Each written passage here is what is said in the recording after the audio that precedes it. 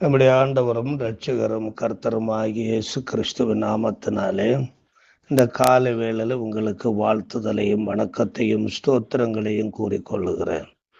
உன் கண்களை ஏறெடுத்து பார். இக்கட்டான நேரங்களில், நெருக்கடி மிகுந்த நேரங்களில் பரலோகத்தின் தேவனை நோக்கி நம் கண்களை ஏறெடுத்து பார்ப்பது அப்படிப்பட்ட நெருக்கடிகளிலிருந்து மீண்டு வருவதற்கு அது ஏதுவாக மாறும். பைபிளில் அப்போஸ்தலர் 27ஆம் அதிகாரத்தில் ஒரு தேவ மனிதன் நெருக்கடியான நேரங்களில் தேவனை நோக்கி பார்த்து தானும் தன்னோடு இருந்தவர்களும் தப்புவிக்கப்பட்ட சரித்திரம் குறித்து எழுதப்பட்டிருக்கிறது. மிக பெரிய ஆபத்தாகிய கப்பர் சேதம் உண்டாகக்கூடிய நேரத்தில் தேவனை நோக்கி முறையிட்டு ஜெபித்த பவுலுக்கு தேவன் இரக்கம் பாராட்டினார் என்று அப்போஸ்தலர் 27ஆம் அதிகாரம் 20 25 வரை உள்ள வசனங்களிலே சொல்லப்பட்டிருக்கிறது. அநேக நாளாய் சூரியனாவது நட்சத்திரங்களாவது காணப்படாமல் மிகுந்த பெரும் காற்று மழையும் அடித்து கொண்டிருந்தபடியினால் இனி தப்பி பிழைப்போம் என்னும் நம்பிக்கை முழுமையும் அற்று போயிற்று. அநேக நாள் அவர்கள் போஜனம் பண்ணாமல் இருந்தபோது பவுல் அவர்கள் நடுவிலே நின்று, மனுஷரே, இந்த வருத்தமும் சேதமும் வராதபடிக்கு என் சொல்லை கேட்டு கிரேத்தா தீவை விட்டு புறப்படாமல் இருக்க வேண்டியதாய் இருந்தது. ஆகிலும் திடமனதாய் இருங்கள் என்று இப்பொழுது உங்களுக்கு தைரியம் சொல்லுகிறேன். கப்பர் சேதமே அல்லாமல் உங்களில் ஒருவனுக்கும் பிராணச்சேதம் வராது. ஏனென்றால் என்னை ஆட்கொண்டவரும் நான் சேவிக்கிறவருமான தேவனுடைய தூதனானவன் இந்த ராத்திரியிலே என்னிடத்தில் வந்து நின்று, பவுலே, பயப்படாதே, நீ ராயனுக்கு முன்பாக நிற்க வேண்டும். இதோ உன்னுடனே கூட யாத்திரை பண்ணுகிற யாவரையும் தேவன் உனக்கு தயவு பண்ணினார் என்றான். ஆனபடியினாலே மனுஷரே, திடமனதாயிருங்கள், எனக்கு சொல்லப்பட்ட பிரகாரமாகவே நடக்கும் என்று தேவனிடத்தில் நம்பிக்கையாய் இருக்கிறேன் என்று சொல்லுகிறார். பவுல் மற்றும் 276 பேர் இத்தாலியா தேசத்துக்கு கொண்டு போகப்படும்படியாக கப்பலில் பிரயாணம் செய்தார்கள். லசேயா பட்டணம் அருகில் உள்ள நல்ல துறைமுகம் என்ற இடத்தில் வந்தபோது பவுல் தேவனை நோக்கி ஜெபித்து கப்பல் தலைவர்களிடம் இவ்வாறு கூறுகிறான். அப்போஸ்தலர் 27ஆம் அதிகாரம் 10ஆம் வசனம். மனுஷரே, இந்த யாத்திரையினாலே சரக்குக்கும் கப்பலுக்கும் மாத்திரமல்ல, நம்முடைய ஜீவனுக்கும் வருத்தமும் மிகுந்த சேதமும் உண்டாயிருக்கும் என்று காண்கிறேன் என்று சொல்லி அவர்களை எச்சரித்தார். பவுல் செபித்து வீதமாக அறிந்து கொண்டதை அந்த தலைவர்களிடம் சொல்லுகிறார். என்றாலும் ஒரு தேவ மனிதன் சொன்ன யோசனையை கேட்காமல் தொடர்ந்து அவர்கள் பயணம் செய்தார்கள். 100க்கு அதிபதி பவுலினால் சொல்லப்பட்டவைகளை பார்க்கிலும் மாலுமியையும் கப்பல் எஜமானையும் அதிகமாய் நம்பினான். கிரேத்தா தீவுக்கு அருகில் வரும்போது ஈரோக்லிதேன் என்னும் கொடுங்காற்று கப்பலில் மோதியது என்று அங்கே சொல்லப்பட்டிருக்கிறது. ஒவ்வொரு சபைக்கும் ஒரு ஊழியனை தேவன் தந்துள்ளார். அவன் தீர்க்கதரிசியாகவும் போதகனாகவும் இருக்கின்றான். அவன் சொல்லுவதை நாம் கேட்க வேண்டும். பணமோ படிப்போ பலமோ அறிவோ எதை விடவும் ஊழியனின் வார்த்தையை தேவன் செயல்படுத்துகிறார். பவுல் சொன்னதை கேட்காததின் விளைவு என்ன நடந்தது தெரியுமா? 27ஆம் அதிகாரம் 14ஆம் வசனத்திலிருந்து 21ஆம் வசனம் வரை உள்ள பகுதியை வாசித்து பார்ப்போம்.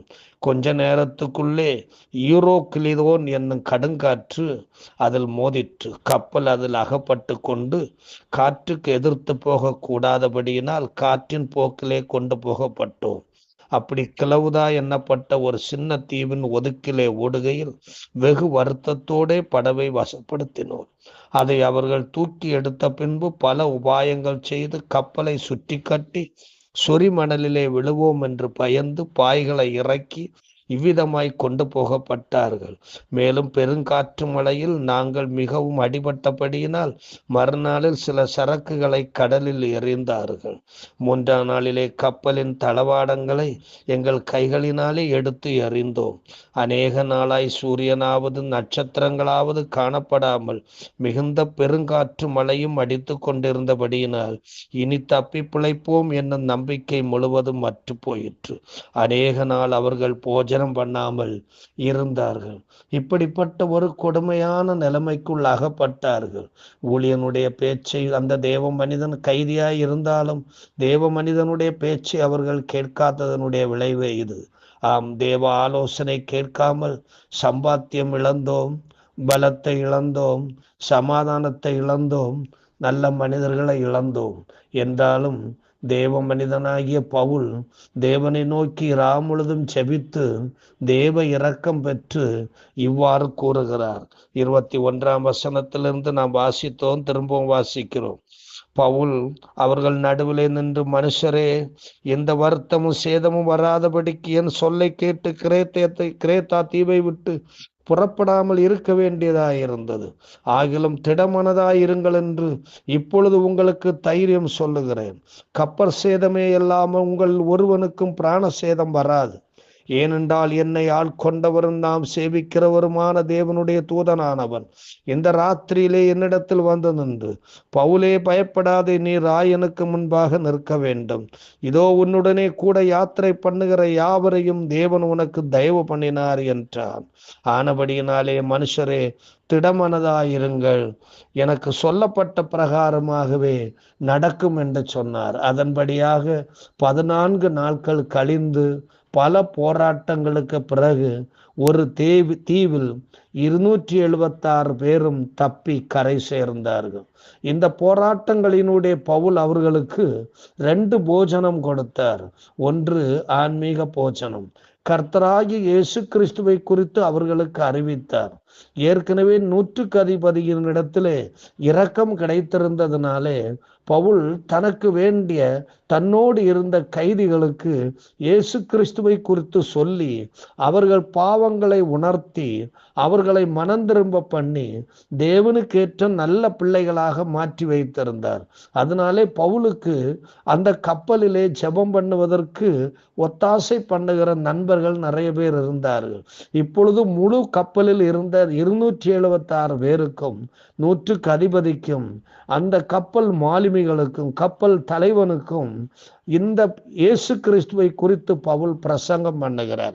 இயேசு செய்த அற்புதங்கள், அடையாளங்கள், எப்படி இவர் இயேசு கிறிஸ்துவை ஏற்றுக்கொண்டார், பவுல் எப்படி ஆண்டவருடைய ஊழியக்காரனாக மாறினார் என்ற தரிசனங்கள் எல்லாவற்றையும் கொடுத்து, இப்பொழுது நான் எங்கே போய் கொண்டிருக்கிறேன், எதற்காக என்னை ஆண்டவர் இப்படி அனுப்பி இருக்கிறார், எனக்காகத்தான் நீங்கள் இருக்கிறீர்கள், என்னோடு கூட இருக்கிறீர்கள் என்று சொல்லி அவர்களுக்கு பிரசங்கம் பண்ணினார். அதிலே அநேகம் பேர் விசுவாசித்தார்கள். அந்த 100க்கு அதிபதியும் கூட அந்த பவுலின் மேல் அதிக நம்பிக்கை வைத்தான். முதல்ல நம்பாத மனிதன் பிற்பாடு அதன் மேல் நம்பிக்கை வைத்தான். 2வது உடல் போஜனத்தை கொடுத்தார். இந்த ஏற்கனவே கப்பலில் இருந்த எல்லா சரக்குகளும் தூக்கி எறியப்பட்டது. ஆனால் பவுலோடு கூட இயேசு கிறிஸ்துவை ஆராதித்து தொழுது கொண்டிருந்த மனம் திரும்பின அந்த மக்கள் அந்த பொருட்களில் நிறையவற்றை எடுத்து வைத்திருந்தார்கள். பவுல் சொல்லியிருந்தார், நிச்சயமாய் நமக்கு ஆபத்து வரும், யாரும் சாக மாட்டோம், ஆகையினாலே மாலுமியினுடைய பேச்சை கேட்டு தலைவனுடைய பேச்சை கேட்டு எல்லாத்தையும் வாரி எரிஞ்சிடாதீங்க, கொஞ்சம் நம்முடைய சாப்பாட்டுக்கு தேவையான கோதுமைகளை பார்லிகள் எல்லாம் எடுத்து வச்சிருங்கோ, பாலாடை கட்டி அது இதெல்லாம் எடுத்து வச்சிருங்க, அவங்களுக்கு தேவையானதை எடுத்து வச்சுங்க, பின்னாலே பயன்படும், எவ்வளவு எடுத்து வைக்க முடியுமோ அவ்வளவு எடுத்து வச்சுங்கன்னு சொல்லி இருந்தார். அதன் பிரகாரமே அவர்கள் எடுத்து வைத்தார்கள். இப்பொழுது பவுல் சொல்லுகிறார் 27ஆம் அதிகாரம் 33 36, பொழுது விடுகையில் எல்லாரும் போஜனம் பண்ணும்படி பவுல் அவர்களுக்கு தைரியம் சொல்லி, நீங்கள் இன்று 14 நாளாய் ஒன்று சாப்பிடாமல் பட்டினியாய் இருக்கிறீர்கள், ஆகையால் போஜனம் பண்ணும்படி உங்களை வேண்டிக் கொள்ளுகிறேன், நீங்கள் தப்பி பிழைப்பதற்கு அது உதவியாயிருக்கும், உங்கள் தலையிலிருந்து ஒரு முடியும் கீழே விழாது. இப்படி சொல்லி அப்பத்தை எடுத்து எல்லாருக்கு முன்பாகவும் தேவனை ஸ்தோத்திரித்து அதை பிட்டு புசிக்க தொடங்கினார். அப்பொழுது எல்லாரும் திடமனப்பட்டு புசித்தார்கள் என்று அங்கே சொல்லப்பட்டிருக்கிறார். நம் வாழ்க்கையை எல்லாம் இழந்து போனாலும் அதே ஊழியர்கள் தான் திரும்பவும் உங்களை தூக்கி கரை சேர்க்க முடியும். உங்களுக்கான ஆன்மீக உணவையும் வயிற்றிற்கான உணவையும் வாக்களித்து ஆசீர்வதிக்கிறவன் அந்த ஊழியக்காரனை. பவுலை நினைத்து கொள்ளுங்கள், உங்கள் ஊழியரை சார்ந்து கொள்ளுங்கள். யோசபாத் ராஜா அவர் தன்னுடைய அதிகாரிகளை குறித்து அவர் என்ன சொல்லுகிறார் தெரியுமா? 2 நாளாகமும் 20ஆம் அதிகாரம் 20ஆம் வசனத்திலே அவர் சொல்லுகிறார்,